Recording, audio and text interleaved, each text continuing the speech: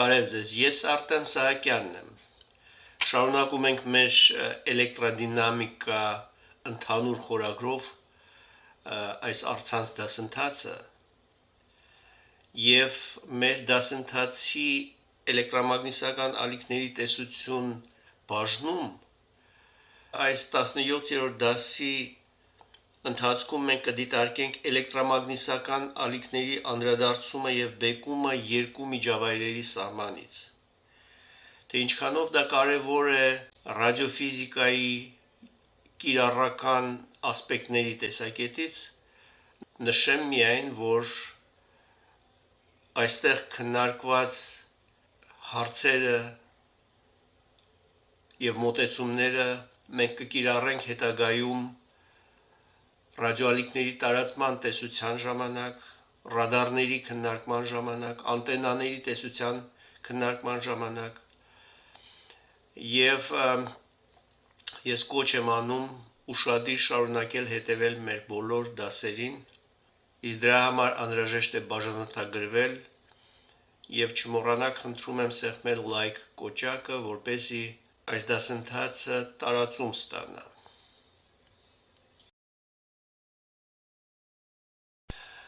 Մեր դասը սկսենք այս դասի թեմային վերաբերող հիմնական դրույթներից, այն է էլեկտրամագնիսական ալիքների անդրադարձումը եւ բեկումը երկու միջավայրերի սահմանից,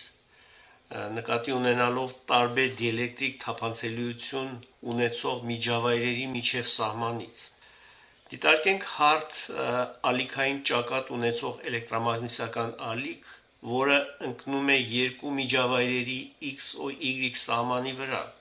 Այդ ալիքի անկման անկյունն է թետա E։ Նշենք, որ E ինդեքսը ծագում է անգլերեն incident բառից, որը նշանակում է ընկնող։ Ընկնող ճառագայթի ուղղագիծ հետագիծը պայմանականորեն տեղակայված է YOZ հարթության մեջ ուղղահայաց X ու Y հարթությանը, ինչպես ցույց է տված նկար 4.4.1a-ում։ Համաձայն Սնելլի առաջին օրենքին, որը դուք ամենայն հավանականությամբ դպրոցական դասընթացում արդեն անցել եք, անդրադարձած ճառագայթի հետագիծը միշտ տեղակայված է նույն, տվյալ դեպքում YOZ հարթության մեջ, պատկերված է նույն այդ նկարի վրա 4.4.1a։ Այս երկու միջավայրերի սահմանին բավարարվում են հետևյալ երկու պայմանները։ Առաջինը կոչվում է փուլերի համապատասխանության պայման, եւ երկրորդը էլեկտրադինամիկայի սահմանային պայմանները ուղիղ եւ անդրադարձած ալիքների վերադրման արդյունքում ստացված էլեկտրական եւ մագնիսական դաշտերի վեկտորների համար։ Սկսենք առաջին պայմանից։ Փուլերի համապատասխանության պայմանը արտահայտվում է 4.4.1 եւ 4.4.1a առնչություններով, որտեղ թետա-ին, ինչպես նշեցինք, անկման անկյունն է, իսկ թետա-տեն T ինդեքսով իրենից ներկայացնում է բեկման անկյունը։ T ինդեքսը ծագում է անգլերեն transmission բառից, որը թարգմանաբար նշանակում է փոխանցել կամ անցնել։ Փուլի գործակիցները բետա 1-ը եւ բետա 2-ը, որոնք որոշվում են 4.2.20-ով, որը բերված է հղումների բաժնում, ցածր կորուստների կամ անկորուստ, այլ կերպ ասած, թափանցիկ միջավայրերի դեպքի համար, երբ երկու միջավայրերում էլեկտրամագնիսական ալիքի մարումը կարելի է անտեսել։ Փուլերի համապատասխանության պայմանի ֆիզիկական մեկնաբանությունը կարելի է պարզաբանել հետևյալ կերպ։ Ինչպես ցույց է տված նկար 4.4.1b-ում, YOZ կտրվածքի վրա երկու միջավայրերի սահմանի երկայնքով փուլային ճակատները ենթադրաբար համապատասխանեցված են, այսինքն մաքսիմումների եւ մինիմումների արժեքների կետերը ենթադրաբար կարված են, այսինքն կապված են իրար այդ սահմանի վրա։ Այժմ 4.4.1-ը եւ 4.4.1a արտահայտությունները կարելի է վերափոխել 442-ի, որը պատմականորեն փոխառվել է օպտիկայից եւ հայտնի է որպես Սնելի երկրորդ օրենք։ Այստեղ հաշվի ենք առել, որ օպտիկայում հայտնի Բեկման ցուցիչը n հավասար է էպսիլոնի արժեքի քառակուսի արմատին։ Ուստի Սնելի երկրորդ օրենքը կարելի է գրել նաև որպես n1 անգամ սինուս թետա e հավասար է n2 անգամ սինուս թետա t։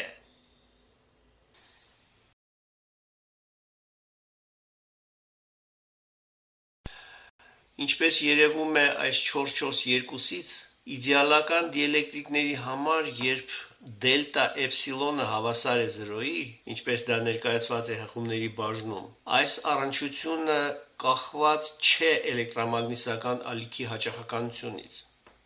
Սակայն նշենք, որ այս պնդումը մոտավորապես ճիշտ է ռադիոհաճախականությունների տիրույթի համար։ Եթե անցնենք ավելի բարձր հաճախականության, այսինքն օպտիկական տիրույթի, ապա ինչպես նախկինում ցույց տվեցինք 14-րդ դասի ընթացքում, էպսիլոնի արժեքը եւ հետեւաբար նաեւ Բեկման ցուցչի արժեքը n-ը հաճախականությունից կախված են լինում, ինչը հանգեցնում է դիսպերսիայի հայտնի երևույթին, այն է սպիտակ լույսի կարմիրից մինչև ուլտրամանիշակագույն բաղադրիչների բաժանմանը։ Այժմ անցնենք երկրորդ մեր նշած պայմանին, այսինքն էլեկտրադինամիկայի սահմանային պայմաններին այս երկու միջավայրերի սահմանի վրա։ Նկատի ունենք, որ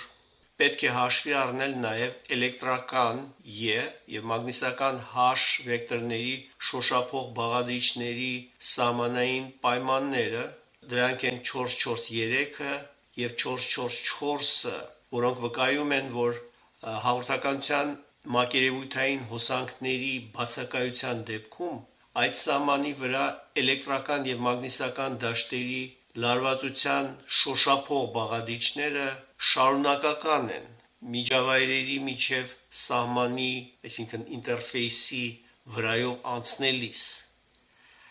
Առաջին միջավայրում եւ E-ի եւ H-ի շոշափող բաղադրիչները հավասար են երկրորդ միջավայրի համապատասխան բաղադրիչներին։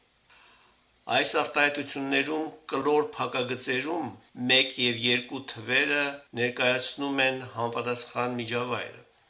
Ի վերջո նշենք, որ հետագա գնահատումներում կօգտագործվեն միայն 443 եւ 444 առնչությունները։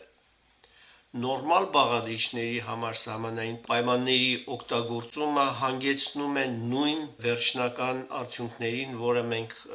դասի վերջում կստանանք եւ դրանում դուք ինքներդ կարող եք համոզվել։ Եվ երկրորդը նշենք այն, որ էլեկտրական եւ մագնիսական դաշտերը այստեղ ներկայացված են ցանկացած ձևով, լինի դա իրական, լինի դա կոմպլեքս, լինի դրանց ամպլիտուդային արժեքը կամ դրանց ժամանակային կախվածությունը։ Այժմ տեսնենք, թե ինչպես կարելի է տալ քանակական գնահատում անդրադարձած եւ բեկված ալիքներին։ Այդ նպատակով այստեղ մենք կմտցնենք հետևյալ հիմնական գործակիցները։ Առաջինը դա էլեկտրական դաշտի անդրադարձման եւ փոխանցման կամ այլ կերպ ասած Բեկման կոմպլեքս գործակիցները, որոնք որոշվում են 445 արտահայտություններով։ Այն է գամմա E-ն անդրադարձման կոմպլեքս գործակիցը որոշվում է որպես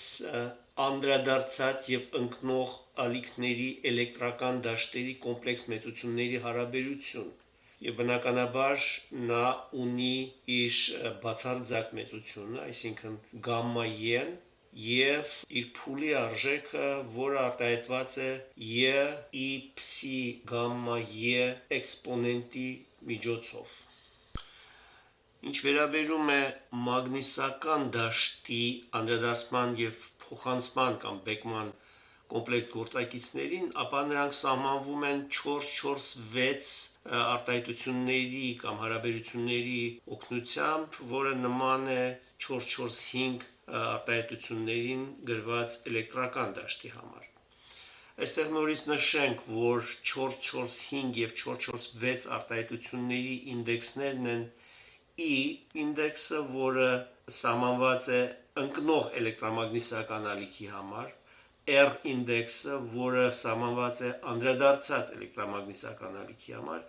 եւ T-ն, որը սահմանված է բեկված ալիքի համար։ Օպտիկայում այս անդրադարձման գործակիցները հաճախ անվանում են ֆրենելի գործակիցներ։ Դրանց ֆիզիկական իմաստի հիման վրա կարելի է պնդել հետևյալը, որ դրանց մոդուլները միշտ փոքր են մեկից, քանի որ եւ անդրադարձած եւ բեկված ալիքները չեն կարող գերազանցել ընկնող ալիքի ամպլիտուդը, եւ երկրորդը, որ անդրադարձած եւ բեկված ալիքների փուլերը կարող են միայն հետ մնալ ընկնողից եւ հետեւաբար դրանք միշտ բացասական են։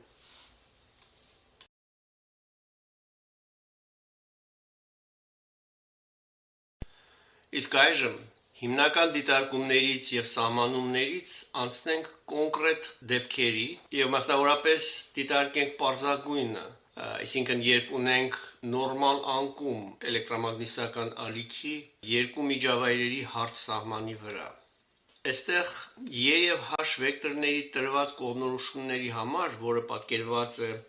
նկար 4.4.2-ում, սահմանային պայմանները, որոնք բերված են հղումներում որպես 4.4.3 եւ 4.4.4, տվյալ դեպքում վեր են ածվում հետևյալ երկու արտահայտությունների, դա 4.4.7-ն է եւ 4.4.8-ը։ Ինչպես տեսնում ենք, այստեղ պատկերված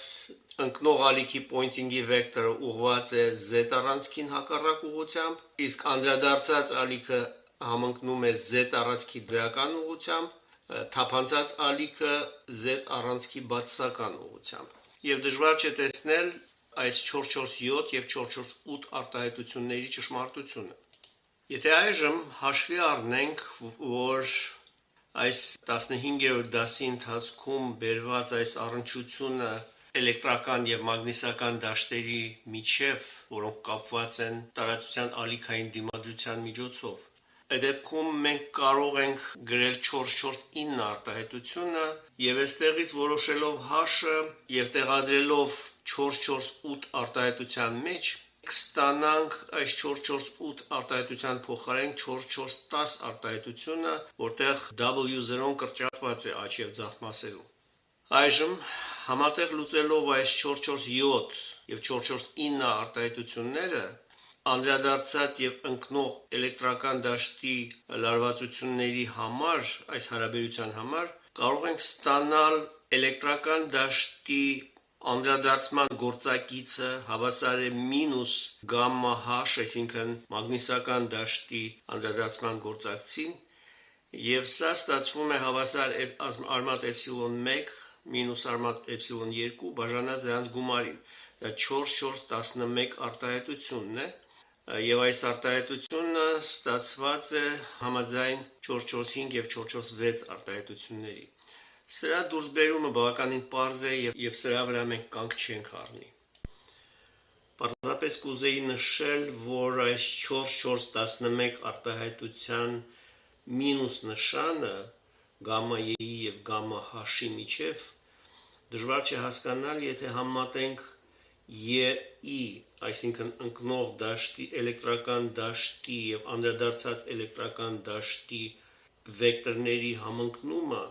եւ H-ի եւ H-R մագնիսական դաշտերի հակառակ լինելը։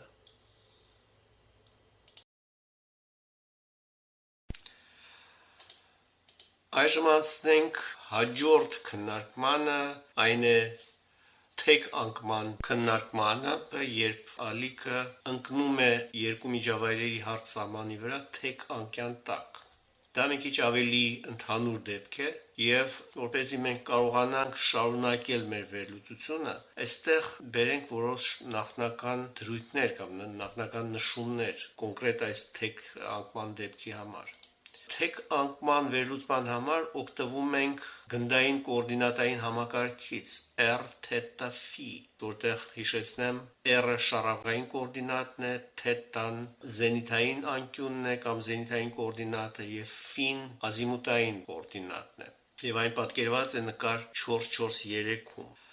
Նորմալ անկման դեպքում, երբ θ-ին հավասար է 0-ի, մենք այս դեպքը արդեն քննարկեցինք, ենթադրում ենք, որ եւ վեկտորը ուղղված է y առանցքի երկայնքով։ Դա իհարկե պայմանական է ընտրված, սակայն վերջնական արդյունքը կհամոզվենք, որ դա բավականին ընդհանուր է։ Եվ այն ցույց է տված կետագծերով այս 4-4-3 a պատկերի վրա։ Այստեղ մենք կարող ենք θ-ին մեծացնել, անկման անկյունը փոփոխել երկու տարբեր ուղղահայաց հարթություններում։ Առաջինը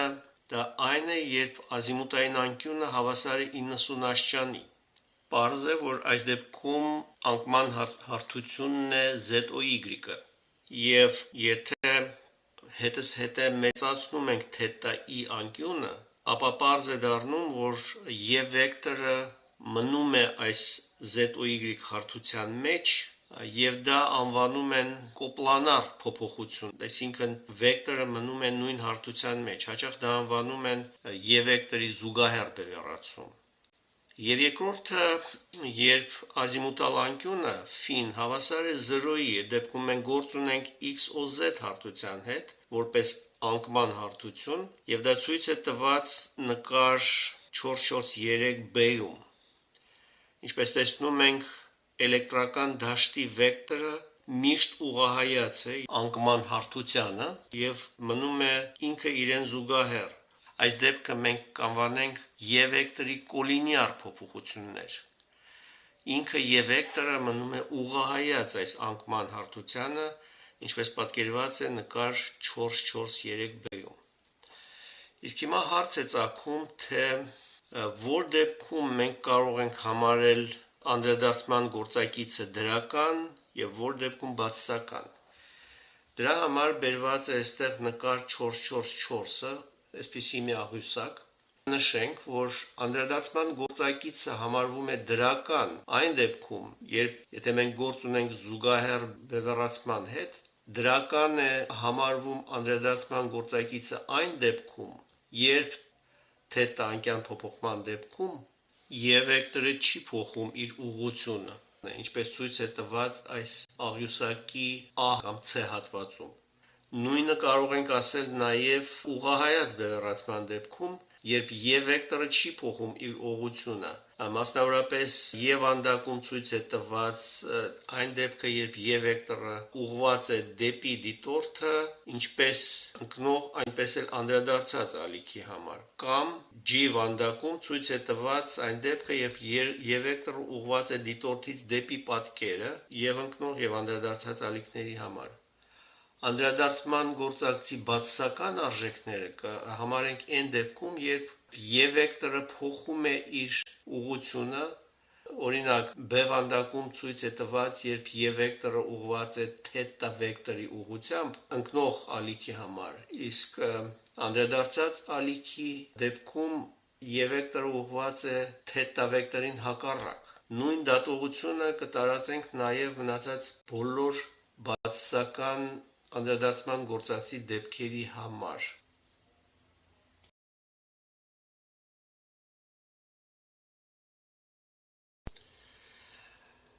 Թեկանկման տարբերակներից սկսենք մեր մանրամասնումը, այսինքն մանրամասն դիտարկումը զուգահեռ բևեռացված էլեկտրամագնիսական ալիքի թեք անկումից այս երկու միջավայրերի հարցամանի վրա։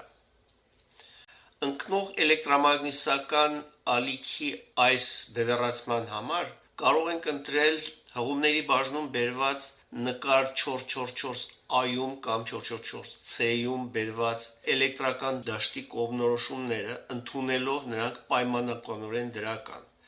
Ես ինչի եմ ասում պայմանականորեն, որտեղ վերջնական բանաձևը, որը մենք ձգտում ենք ստանալ, դա անդրադարձման գործակցի կոմպլեքս արտահայտությունն է։ Էապես կախված կլինի անկման θ անկյունից եւ θ-ն փոփոխելիս դրա 0-ից մինչեւ 90 աշճան սահմաններում չի բացառվում, որ այդ անդրադարձման գործակիցը կարող է լինել կամ դրական, կամ բացասական, փոխելով իր նշանը թետայի փոփոխությունների ընթացքում։ Դա է պատճառը, որ ես ասում եմ, ընտրում ենք պայմանական դրական։ Հետագայում մենք կտեսնենք, թե ինչ արդյունք է ստացվում։ Այժմ այս երկու հնարավոր տարբերակներից մենք կընտրենք 444A տարբերակը եւ այն մանրամասն կներկայացնենք 445 նկարի տեսքով։ Եվ այստեղ ժամանակն է անցնել սահմանային պայմաններին, որոնք ներկայացված են հղումներում որպես 443 եւ 444, եւ մենք կարող ենք այս սահմանային պայմանները գրել շոշափող բաղադրիչների համար, այնպես ինչպես ներկայացված է 412 եւ 13 արտահայտություններում։ Մեկը գրված է էլեկտրական դաշտի համար, մյուսը մագնիսական դաշտի համար։ Եվ այս մանրամասն ներկայացված արտահայտությունը, օրինակ 4412-ը, ձախ մասը շոշափող բաղադրիչն է վերևի միջավայրում, առաջին միջավայրում, ինչպես տեսնում ենք նկարից, այն բաղկացած է երկու բաղադրիչներից՝ EI տաուն, որը շոշափող է ընկնող ալիքի էլեկտրական դաշտի, եւ ER տաուն, որը անդրադարձածի համար է։ Նրանց գումարը տալիս է ընդհանուր շոշափող դաշտը։ Եվ դժվար չէ տեսնել, որ EI տաուն դա EI վեկտորի պրոյեկցիան է Y առանցքի ուղղությամբ։ Այսինքն ստացվում է EI անգամ կոսինուս թետա E plus ER կոսինուս թետա R։ Պարզ է, որ դա պիտի հավասար լինի համաձայն սահմանային պայմաններին, դա պիտի հավասար լինի ET տաուին, որը իր հերթին ունի միայն մի բաղադրիչ եւ դա է ET կոսինուս թետա t-ն։ Ինչ վերաբերում է մագնիսական դաշտին, ապա նա, ինչպես տեսնում ենք պատկերից, նա ուղղահայաց է այս անկման հարթությանը եւ ընկնող ալիքի դեպքում այն ուղղված է դեպի դիտորդը, իսկ անդրադարձած ալիքի դեպքում այն ուղղված է դիտորդից դեպի նկարը։ Ուստի վերևի միջավայրի համար մենք կարող ենք գրել h տau 1-ը հավասար է hix մինուս hrx եւ սա դժվար չէ տեսնել, որ պարզապես հավասար է hi մինուս hr եւ այն համաձայն սահմանային պայմաններին ստացվում է հավասար երկրորդ միջավայրի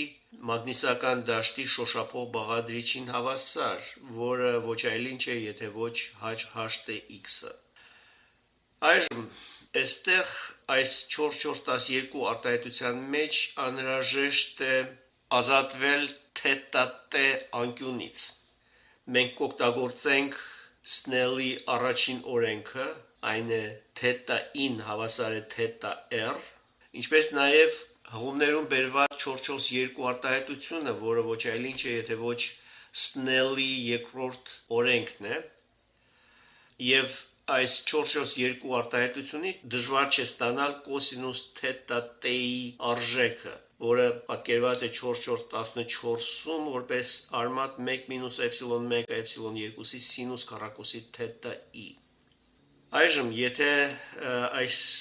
թետա t-ի կոսինուսի արժեքը 4/14-ից տեղադրենք 4/12-ի մեջ, ապա E դաշտի անդրադարձման գործակցի բանաձևը կարելի է ստանալ որպես ER բաժանած EI հարաբերության եւ այդ հարաբերությունը ձեռք է բերում հետեւյալ տեսքը, որը պատկերված է 4/4-15 արտահայտությամբ։ Եվ այստեղ այժմ մենք քննարկենք այս բևեռացման էլեկտրամագնիսական ալիքի անդրադարձման գործակցի երկու կոնկրետ դեպքեր։ Առաջի դեպքը դա երբ ալիքը ընկնում է նոսր միջավայրից խիտ միջավայրի սահմանին, այսինքն էպսիլոն 1 ավելի փոքր է, քան էպսիլոն 2-ը, եւ երկրորդ դեպքը երբ ալիքը ընկնում է խիտ միջավայրից նոսր միջավայր։ Դա հակառակն է, այսինքն էպսիլոն 1-ը մեծ է էպսիլոն 2-ից։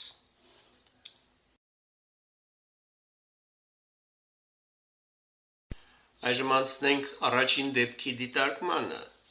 Կրկնեմ, որ խոսքը վերաբերում է զուգահեռ բևեռացված էլեկտրամագնիսական ալիքի թեք անկմանը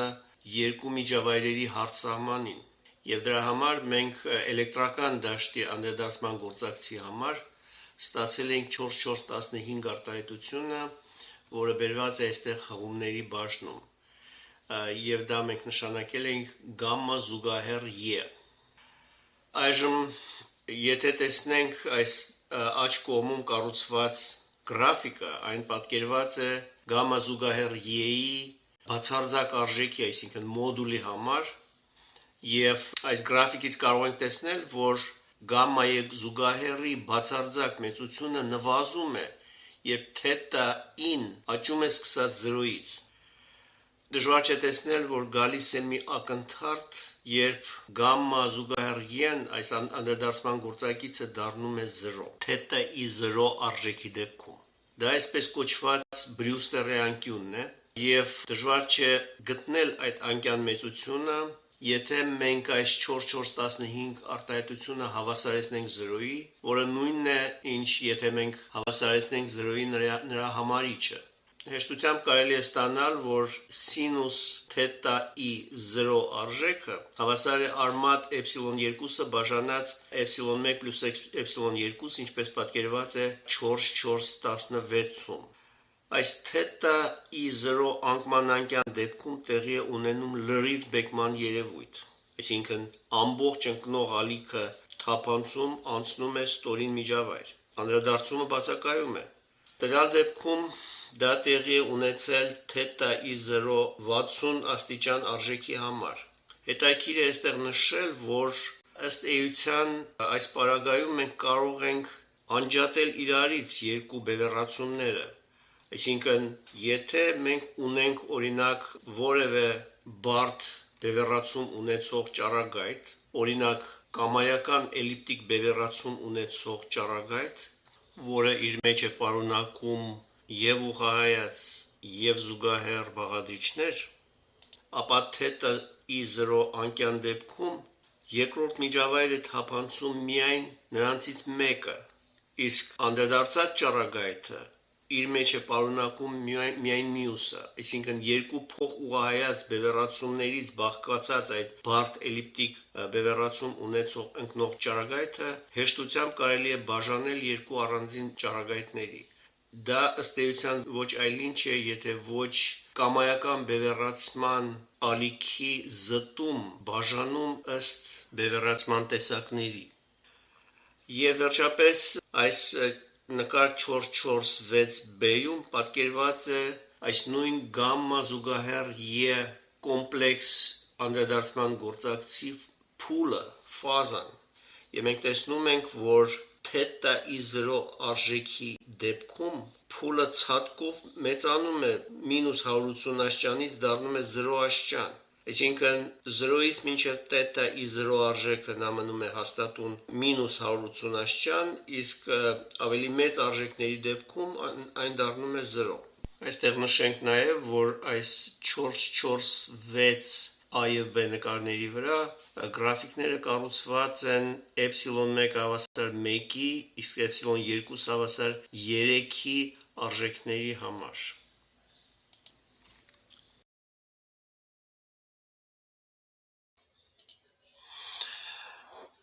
Այժմ փորձենք մեր դիտարկված առաջին դեպքը,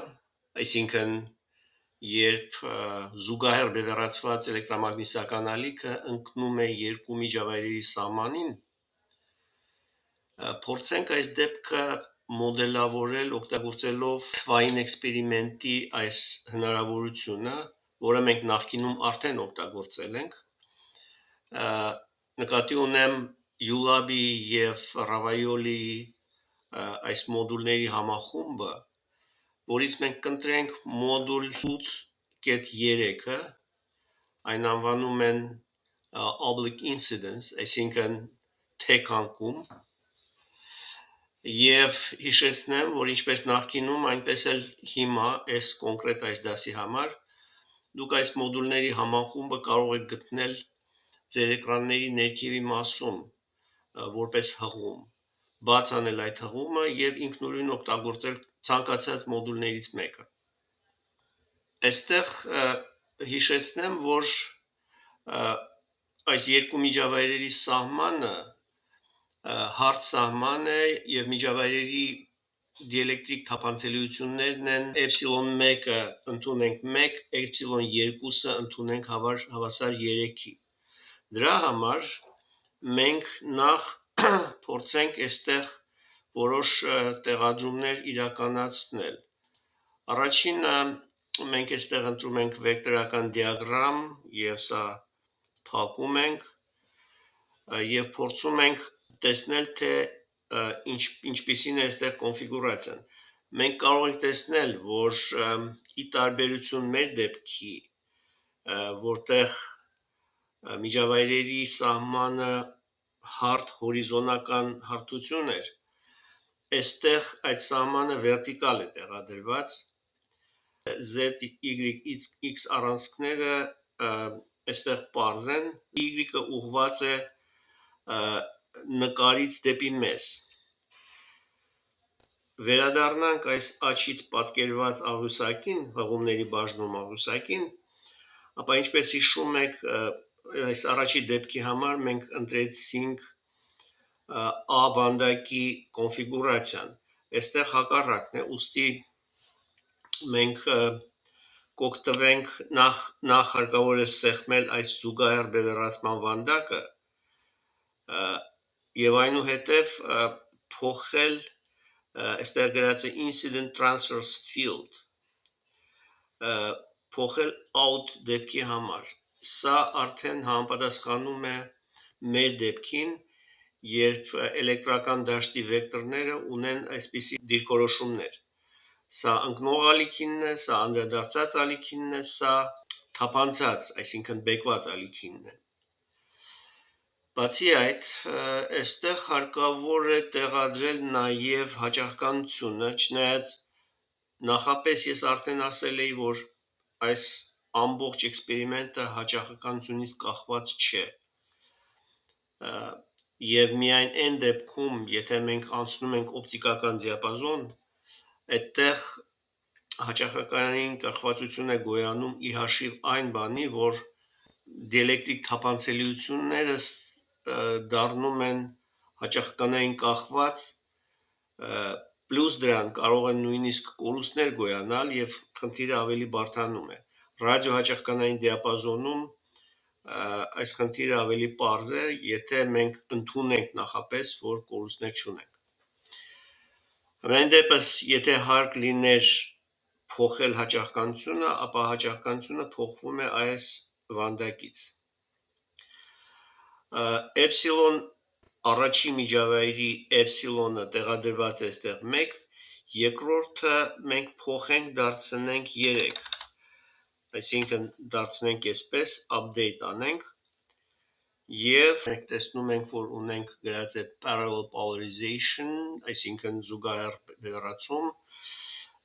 այստեղ մենք ունենք էլեկտրական դաշտի անդրադարձման գործակցի բացարձակ արժեքը, մագնիտուդը, եւ այս output մեծ վանդակի մեջ այստեղ բոլոր տվյալները մենք կունենանք, եթե տեղադրել ենք համապատասխան անկման անկյան արժեքը։ Հիմա փորձենք այս անկման անկյունը փոփոխել։ Մենք տեսնում ենք, որ փոփոխելով անկման անկյունը այս փոքր դեղին կետը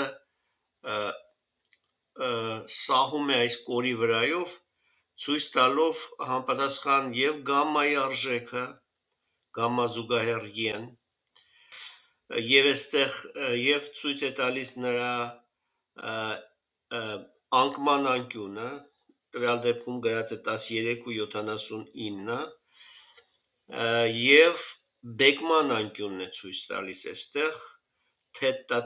տեն, որը հավասար է տվյալ դեպքում 7.80 մոտարապես 6/10։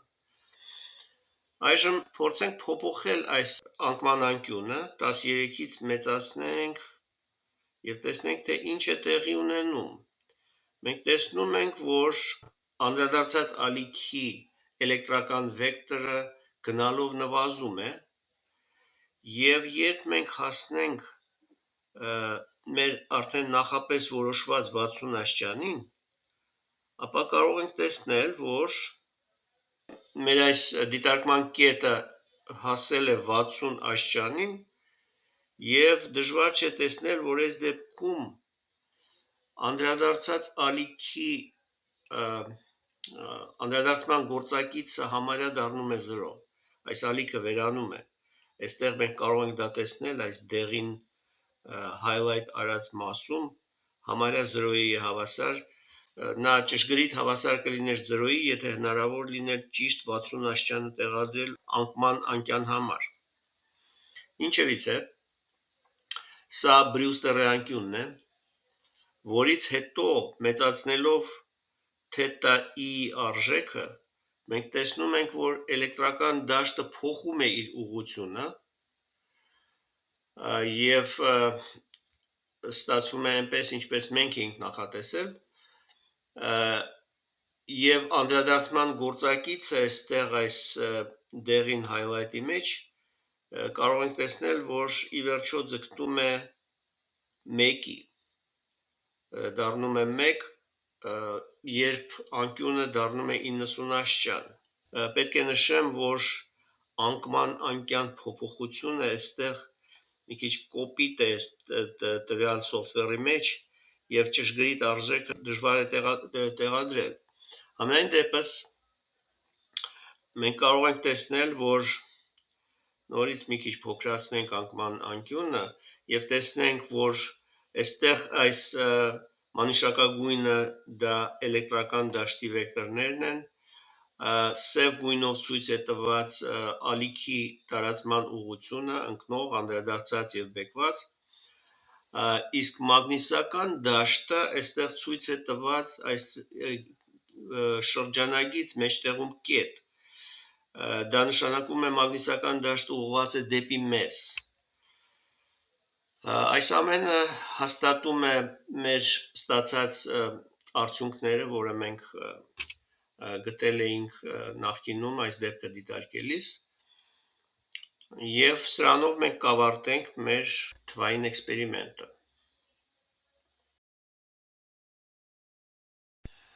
Շարունակելով զուգահեռ բևեռացված էլեկտրամագնիսական ալիքի թեք անկման դիտարկումը հարթ միջավայրերի սահմանի վրա,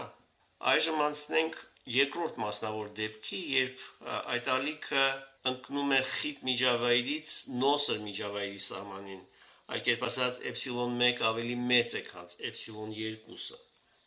Այստեղ մենք տեսնում ենք նկար 447A-ում այն գրաֆիկը, որը կառուցված է 4415 արտահայտության հիման վրա, էլեկտրական դաշտի անդրադարձման գործակցի մոդուլի համար, նրա բացարձակ արժեքի համար։ Այս գրաֆիկը հաշվարկված եւ կառուցված է Excel ծրագրով։ Եվ դժվար չէ տեսնել, որ անկման անկյան թետա ի արժեքի փոփոխման դեպքում 0-ից մինչև թետա ի0 Բրյուստերի անկյան արժեքը գամմա E զուգահեռը ունի նույն վարկագիծը, ինչ նախորդ դեպքում, այսինքն գոյություն ունի Բրյուստերի անկյունը, որի դեպքում մենք ունենք ալիքի լրիվ թափանցում առաջին միջավայրից երկրորդը։ Սակայն, եթե թետա ի արժեքը շարունակենք մեծացնել, ապա կտեսնենք, որ գամմա զուգահեռ E-ն ձգտում հասնում է 1-ի արժեքին որոշակի թետա ի կրիտիկական անկյան դեպքում։ Այդ կրիտիկական անկյունը կոչվում է լրիվ անդրադարձման անկյուն, քանի որ անդրադարձման գործակիցը հավասարվում է 1-ի, այն դեպքում, երբ կրիտիկական անկյունը որոշվում է 4-4-17 բանաձևով, սինուս թետա ի կրիտիկականը հավասար է արմատ ε2-ը բաժանած ε1-ի։ Անկման անկյունների այս հատվածում թետա ի 0-ից մինչև թետա ի կրիտիկական այս միջակայքում, այսինքն Բրյուստերի եւ կրիտիկական անկյունների միջև գամմա E զուգահեռը մնում է հակափուլ բացասական արժեք ունենալով, նրա արժեքը -180 աշճան է, ապա այնուհետև սահուն ձգտում է 0-ի։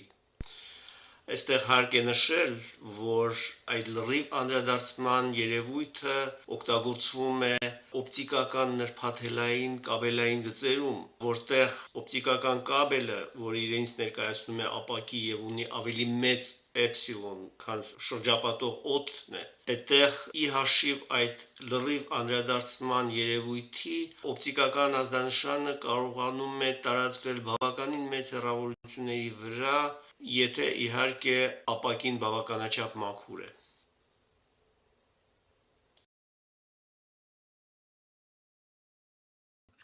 Այժմ այս երկրորդ դեպքի անալիտիկ վերլուծումից հետո փորձենք նրա արդյունքները հստակեցնել թվային էքսպերիմենտի օգնությամբ, որը մենք արեցինք առաջի դեպքի համար։ Նկատի ունեմ օգտագործենք ULAB-ի եւ Ravaioli մոդուլ 8.3-ը եւ տեսնենք, թե ինչպես է համընկնում այս երկու մոտեցումների արդյունքները։ Նախ եւ առաջ այս վեկտորական դիագրամայի վրա մենք տեսնում ենք, որ մենք ունենք արդեն զուգահեռ բևեռացում, այստեղ ունենք parallel polarization եւ ունենք տեղադրած արդեն էպսիլոն 1-ը հավասար 3-ի, իսկ էպսիլոն 2-ը հավասար 1-ի, այսինքն խիտ միջավայրը համարվում ենք առաջինը, նոսր միջավայրը երկրորդը։ Բոլոր մնացած տեղադրումները արդեն գոյություն ունեն եւ մենք տեսնում ենք, որ որոշակի անկման անկյան դեպքում, որը տրյալ դեպքում 24.5 աստիճան է, մենք տեսնում ենք, որ էլեկտրական դաշտի վեկտորները արդեն տեղադրված են այնպես, որ նրանք համապատասխանում են հղումների բաժնում բերված աղյուսակի ավանդակին, որը մենք ի սկզբանե ընդունել էինք, եւ այժմ հղումներում բերված 4-4-15 եւ 4-4-16 բանաձևերը, որոնք թույլ են տալիս որոշել Բրյուստերի անկյունը, այսինքն լրիվ Բեկման անկյունը եւ կրիտիկական անկյունը, այսինքն լրիվ անդրադարձման անկյունը։ Բրյուստերի անկյունը տարական հաշվարկներով կարելի է ստանալ հավասար 30 աստիճան, իսկ կրիտիկական անկյունը դժվար չէ ստանալ 35 ու 2600-ական։ Տեսնենք, թե ինչպես է դա հաստատվում այս թվային էքսպերիմենտից։ Եթե մենք անկման անկյունը մոտեցնենք 30 աստիճանին, այստեղ մենք ստացանք 30 աստիճան, մենք տեսնում ենք, որ անդրադարձած ալիքը լրիվ վերանում է։ Այսինքն դա նույնպես հաստատում է մեր հաշվարկների ճշմարտությունը, իսկ այժմ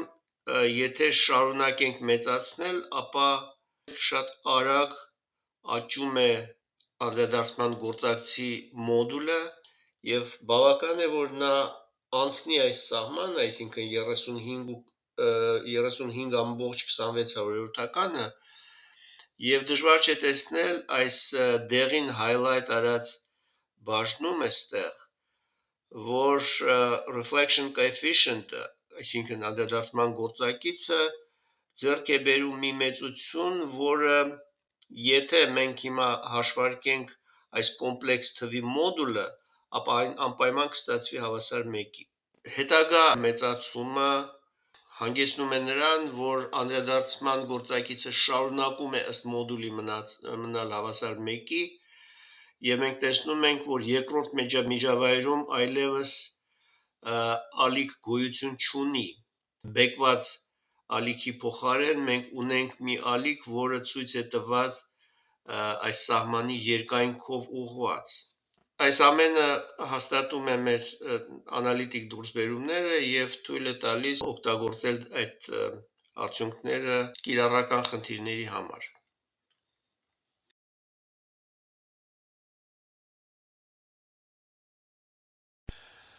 Այժմ անցնենք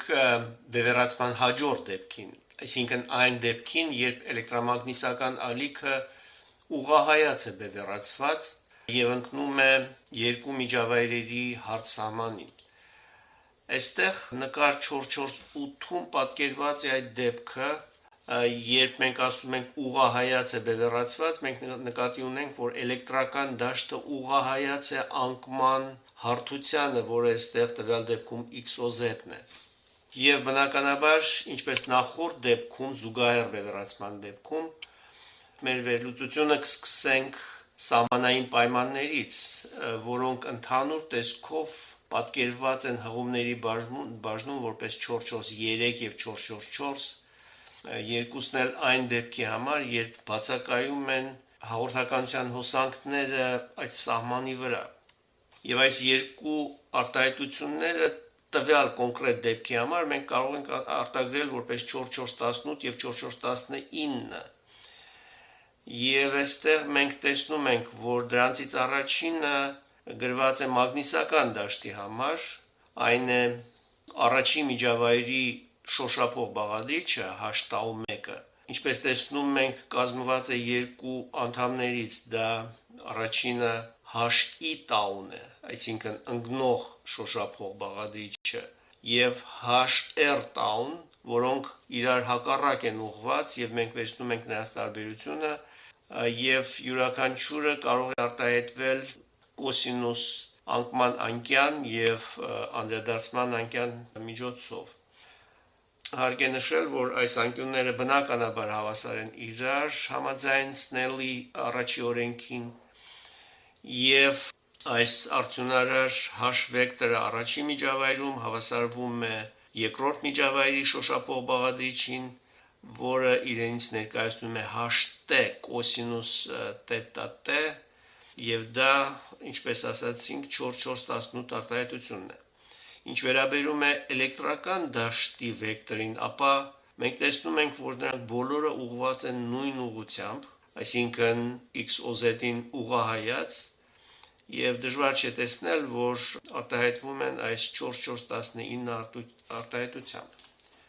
Ինչպես նախորդ դեպքում, այնպես էլ այստեղ հաշվի առնելով Սնելի երկու օրենքները եւ խմբավորելով այս երկու արտահայտությունները, կարող ենք ստանալ վերջնական տեսքով էլեկտրական դաշտի անդրադարձած ալիքի լարվածության հարաբերությունը ընկնող ալիքի լարվածությանը որպես գամմա ուղղահայաց E եւ որը ի վերջո ստացվում է 4420 արտահայտության տեսքով։ Միջանկյալ դուրսբերումները ես այստեղ բաց եմ թողնում, որտեղ նրանք բավականին պարզ են եւ դժվարություն չեն ներկայացնում, եւ արդյունքը ստացվում է որպես համարիչում արմատ ε1 կոսինուս թետա E մինուս արմատ ε2 մինուս ε1 սինուս քառակուսի թետա E բաժանած դրանց գումարին։ Ինչպես նախորդ բևեռացման դեպքում, զուգահեռ բևեռացման դեպքում, այնպես էլ այս դեպքում գամմա E ուղղահայացի վարքը կդիտարկենք երկու հետևյալ դեպքերի համար։ Առաջինը, երբ ճիշտ երրորդ դեպքն է սա, երբ ալիքը ընկնում է նոսր միջավայրից խիտ միջավայրի սահմանին, եւ երկրորդը, երբ ալիքը խիտ միջավայրից ընկնում է նոսր միջավայրի սահմանին։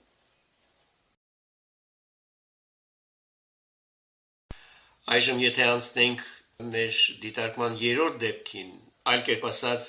սա ուղղահայաց բևեռացված էլեկտրամագնիսական ալիքի անկման դեպքն է երկու միջավայրի սահմաններին, երբ խոսքը վերաբերում է նոսր միջավայրից խիտ միջավայրի սահմանին անկմանը։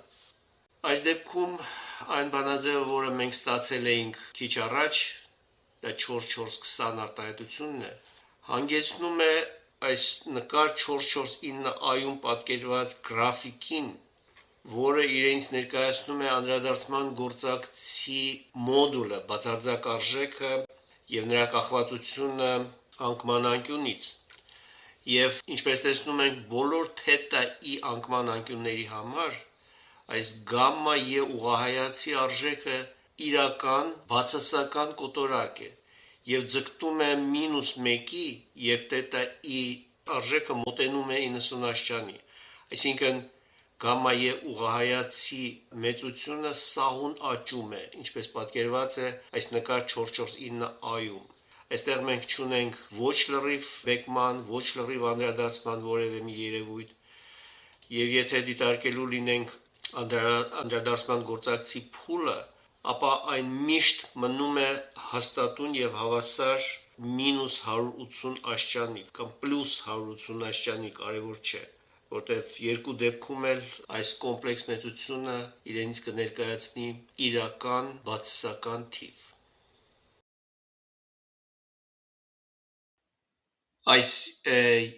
երրորդ դեպքի համար մեր թվային էքսպերիմենտը կարող ենք իրականացնել որոշ տեղադրումներից հետո։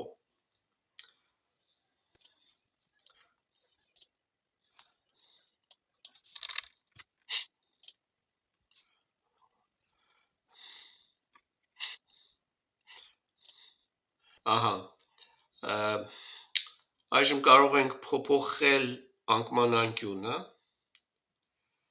եւ տեսնել, թե ինչպես է փոփոխվում անդրադարձման գործակցի մոդուլը,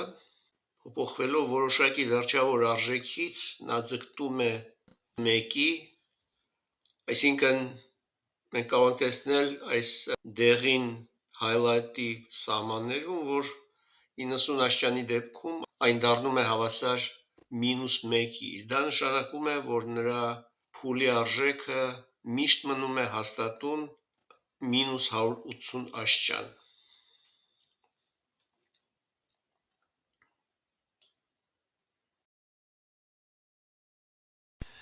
Եվ վերջապես դիտարկենք չորրորդ դեպք, այսինքն երբ ունենք ուղղահայաց բևեռացված էլեկտրամագնիսական ալիքի թեք անկումը այս երկու միջավայրերի հարցամանին, երբ անկումը տեղի է ունենում խիտ միջավայրից նոսր միջավայր, այսինքն երբ ε1-ը ավելի մեծ է, քան ε2-ը։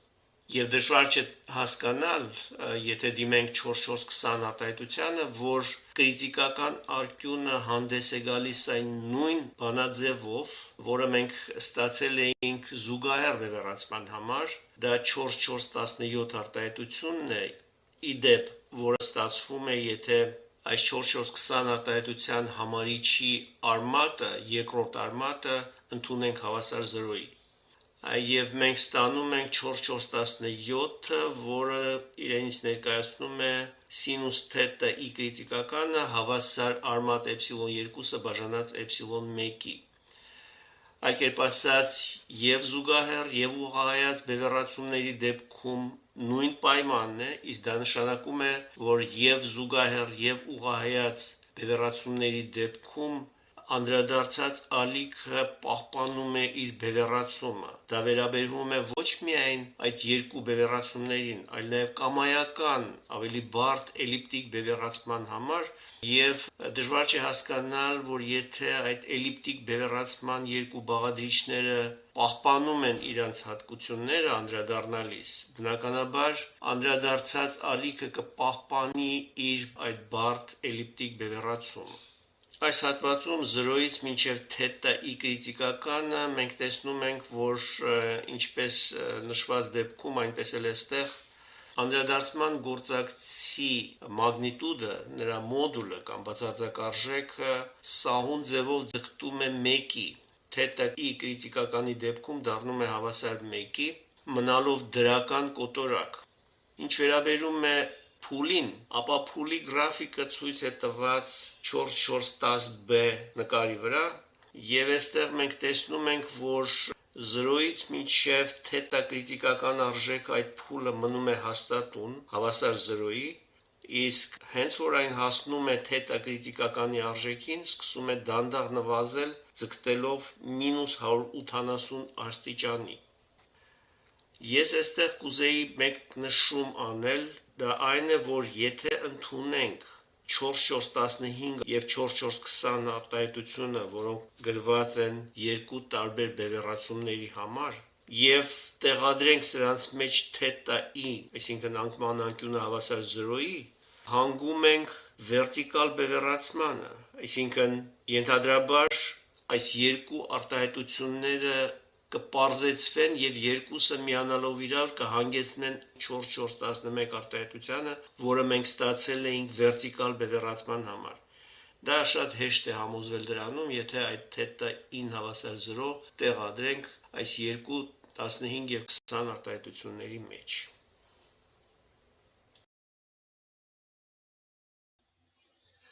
Այժմ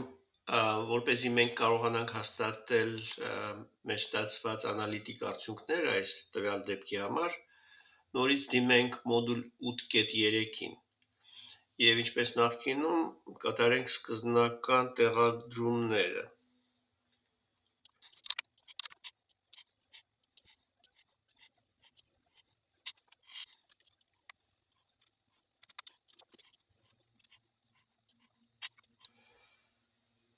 Ահա, հիմա փորձենք փոփոխել անկման անկյունը եւ մենք տեսնում ենք, որ նախքան կրիտիկական անկյանը հասնելը, այսինքն երբ անկման տետա անկյունը ավելի փոքր է, քան 35.26 մենք տեսնում ենք, որ այս դեղին highlight արած վանդակում գամմայի արժեքը դրական կոտորակ է, ըստ էության կոմպլեքս մեծություն, բայց երթմասը հավասար է 0-ի, ուստի սա դրական կոտորակ է, եւ եթե մենք մոտենում եւ գերազանցում ենք կրիտիկական անկյան արժեքը, ապա այս գամմա կոտորակը վերածվում կոմպլեքս թվի, նրա մոդուլը կարելի է ստուգել, որ միշտ հավասար է 1-ի, փուլի արժեքը մոտենում է 180 աշճանին, ինչպես տեսնում ենք, երբ թետան հավասար է 90 աշճանի եւ դառնում է հավասար -1-ի, իսկ դա նշանակում է, որ մենք ունենք անդրադարձման գործակցի փուլը հավասար -180 աշճանի։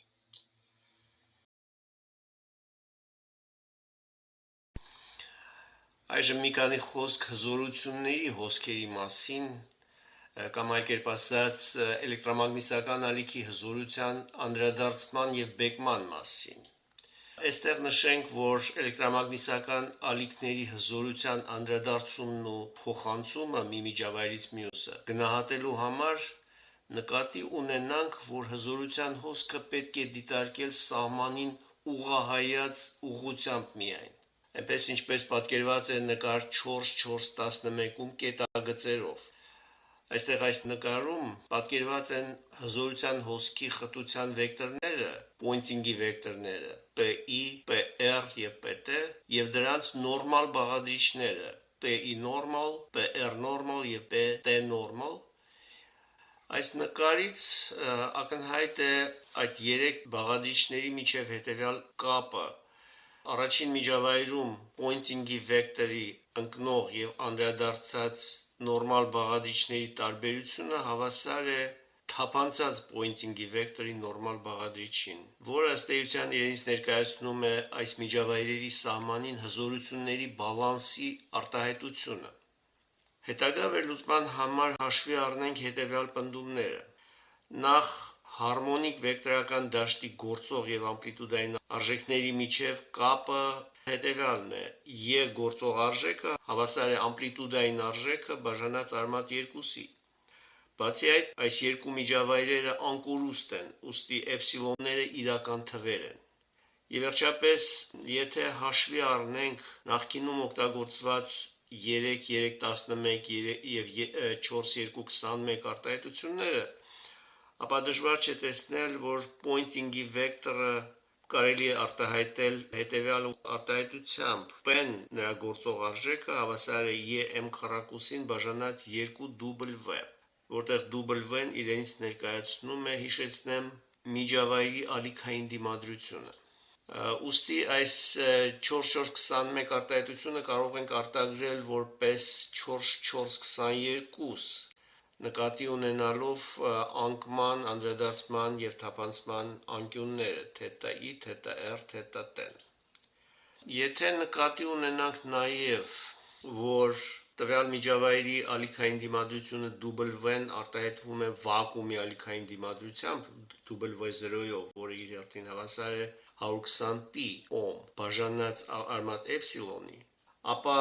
գամմա պեն, այսինքն հզորության անդրադարձման գործակիցը կարելի է սահմանել որպես PR normal բաժանած PI normal, այսինքն pointing-ի վեկտորների նորմալ բաղադրիչների հարաբերությունն է։ Դրանցից յուրաքանչյուրը իրենց հերթին ուղիղ համեմատական են ER, E եւ E արժեքներին, ուստի կարող ենք արտահայտել այսպիսի տեսքով ER քառակուսի, E քառակուսի, որը իր հերթին ոչ այլ ինչ է, եթե գամմա E, այսինքն էլեկտրական դաշտի անդրադարձման գործակցի մոդուլի նրա բացարձակ արժեքի քառակուսին է։ Եվ վերջապես նկատի ունենալով 4421-ը,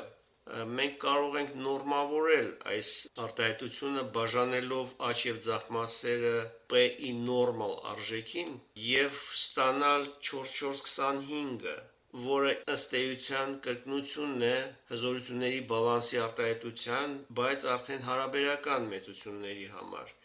Եվ սա այս արտահայտությունը կարելի է օգտագործել հզորության թափանցման գործակցի TP-ի որոշման համար։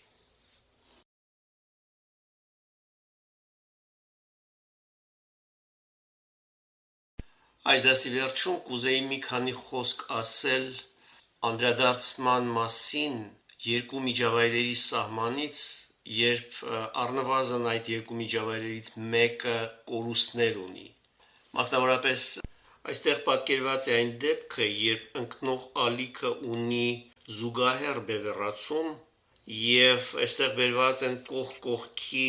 կորուստներով միջավայրի դեպքը, երբ որ երկրորդ միջավայրը կորուստներ ունի, դա պատկերված է ձախից կարմիր գույնով։ Իսկ աչից պատկերված է այն դեպքը, երբ ընկնող ալիքը նույնն է, սակայն միջավայրերից երկուսն էլ անկորուստ են։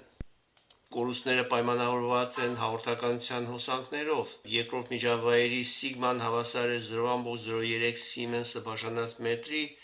եւ ամենակարևորը, որ այս հաշվարկային բանաձևը 4415-ը, որը մենք քիչ առաջ ստացանք, նա դառնում է հաճախականությունից կախված։ Հաշվարկը կատարված է 400 MHz հաճախականության համար։ Պետք է նշել, որ 4415 արտահայտության մեջ գործ ունենալ կոմպլեքս մեծությունների հետ, ես չէի ասի, որ դա բարդ խնդիր է, բայց աշխատատար եւ ժամանակ պահանջող։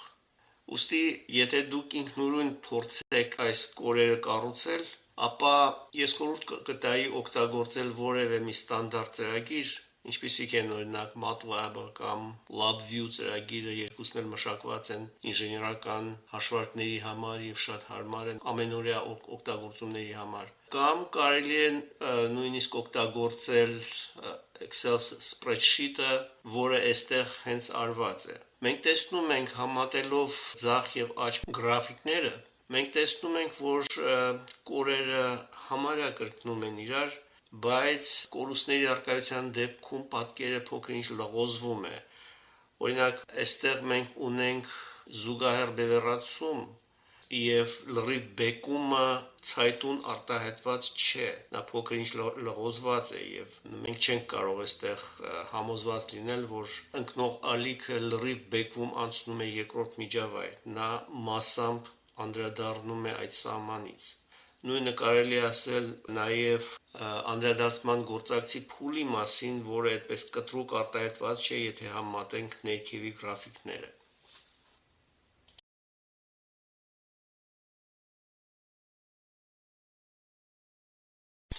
Իսկ այստեղ մենք ունենք ուղղահայաց բևեռացում, եւ եթե համեմատելու լինենք նախորդ դեպքի հետ, ապա կարող ենք պնդել նույնը, ինչ ասացինք զուգահեռ բևեռացման համար։ Չնայած որ այստեղ այդ լղոզվածությունը եւ տարբերությունները կորուստներով եւ անկորուստ միջավայրերի միջև այդքան էական չէ, ինչքան դա մենք տեսանք նախորդ պատկերի վրա։